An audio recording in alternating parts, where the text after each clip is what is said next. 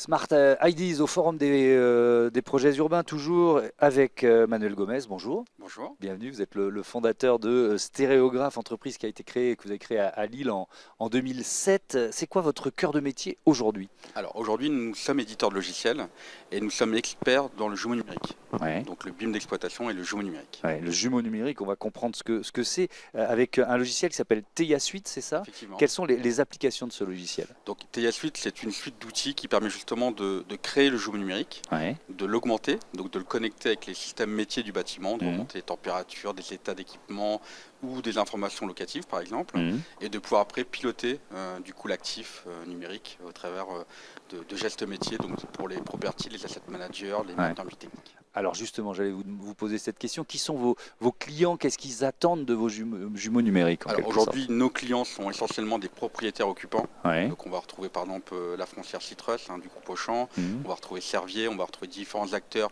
privés ou publics. Mhm. Pardon, privés ou publics.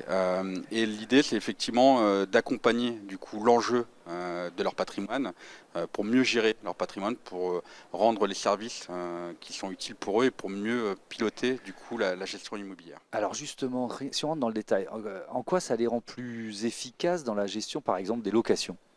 Alors, du coup, ça leur permet de travers d'une vue 3D Ouais. du jumeau numérique, de voir l'ensemble des informations, donc à Mhm. la fois technique, une température, un état, Ouais. une consommation, mais également du coup des informations de l'occupant. Donc en l'occurrence, le bail par exemple de l'occupant et de savoir effectivement à quel endroit il se trouve dans le bâtiment, le nombre de Mhm. mètres carrés qu'il occupe et dans quelle perspective en gros il peut justement voir au travers d'autres informations l'état locatif. Ouais. Et donc, il y a évidemment l'utilisation en termes d'impact. Notre émission, elle s'appelle Smart Impact. Et donc, ça permet quoi? Ça permet à ces propriétaires d'évaluer aussi l'impact énergétique d'un bâtiment, éventuellement de l'améliorer? Alors effectivement, l'idée c'est que l'objectif du jumeau numérique, comme il est augmenté et connecté aux différents Ouais. métiers du bâtiment, ça permet aux différents acteurs de gestion d'avoir une vue d'ensemble de l'actif, une vue d'ensemble sur différents secteurs métiers, et Ouais. du coup de pouvoir prendre des décisions éclairées, et justement de pouvoir faire les bons investissements, s'il faut réinvestir de l'équipement qui peut-être consomme trop, si effectivement une partie du bâtiment est énergivore, et du coup de percevoir mieux justement la qualité de l'actif par rapport à son contexte Mm. d'utilisation.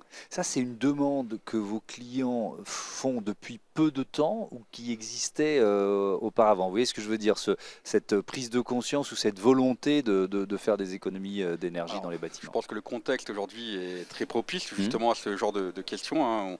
On se retrouve effectivement avec des enjeux énergétiques. Le coût de l'énergie est devenu un vrai enjeu parce qu'il Ouais. fluctue et on a eu l'année dernière un vrai impact négatif sur le portefeuille des propriétaires. Mais il y a aussi également tous les enjeux réglementaires, environnementaux qui pèsent de plus en plus.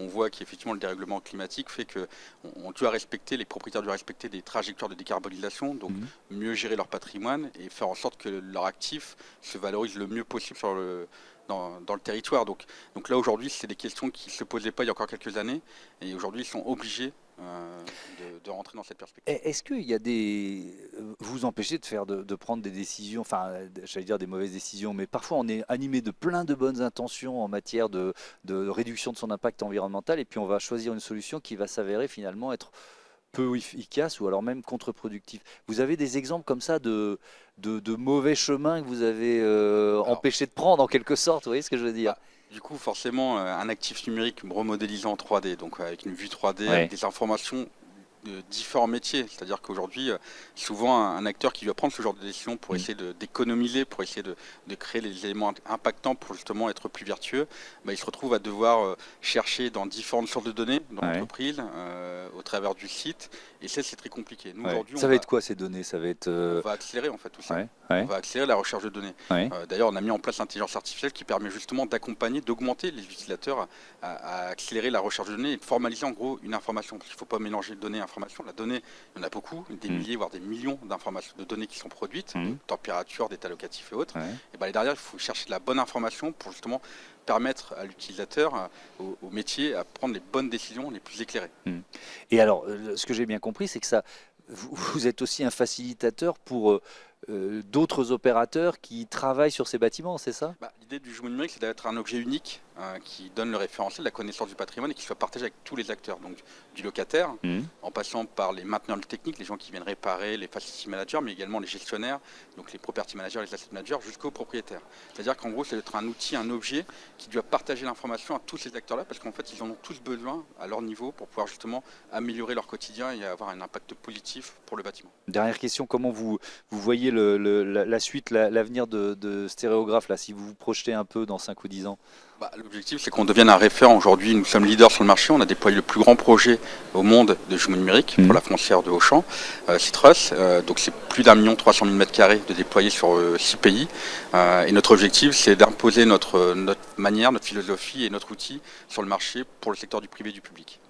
Merci beaucoup Manuel Gomes et bon forum des projets urbains. Voilà, c'est la fin de ce numéro de Smart Impact. Je vous donne rendez-vous demain pour une nouvelle émission spéciale ici depuis le Palais des Congrès à Paris. Salut.